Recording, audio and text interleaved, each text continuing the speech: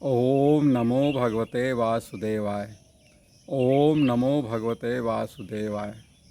परम पवित्र ग्रंथ श्रीमद् भगवद गीता के 5वें अध्याय का 5वां श्लोक है। यत् सांख्ये प्राप्यते स्थानम तदो गैरपि गम्यते एकम सांख्यम च योगम च यह पश्यति सः पश्यति। अर्थात ज्ञान योगियों द्वारा जो परम धाम प्राप्त किया जाता है, इसलिए जो पुरुष कर्मयोगियों द्वारा भी वही प्राप्त किया जाता है। इसलिए जो पुरुष ज्ञान योग और कर्म योग को फल रूप में एक साथ देखते हैं, वही यथार्थ हैं। ये तो हो गया मित्रों इसका अर्थ। अब इसकी व्याख्या देखिए।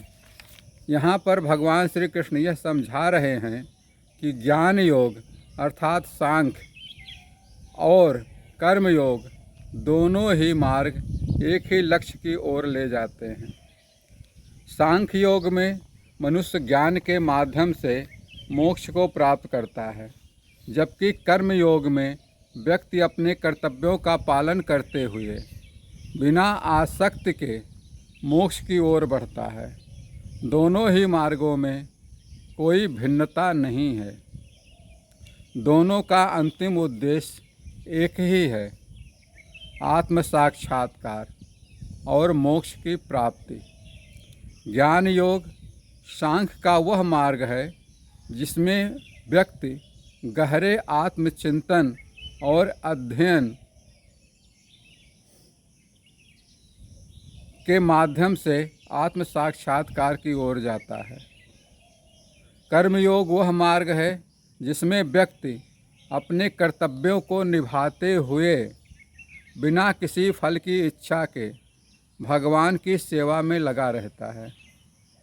यहाँ पर हमें यह सीख मिलती है कि हमें जीवन में कौन सा मार्ग चुनना है। यह चुनना चाहिए, यह हमारी प्रवृत्ति और मानसिकता पर निर्भर है।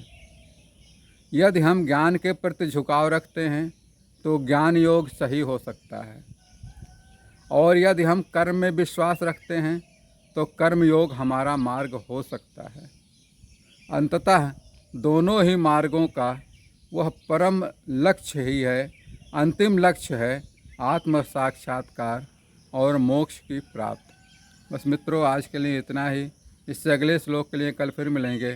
तब तक के लिए श्री कृष्ण शरणम मम। श्री कृष्ण शरणम मम।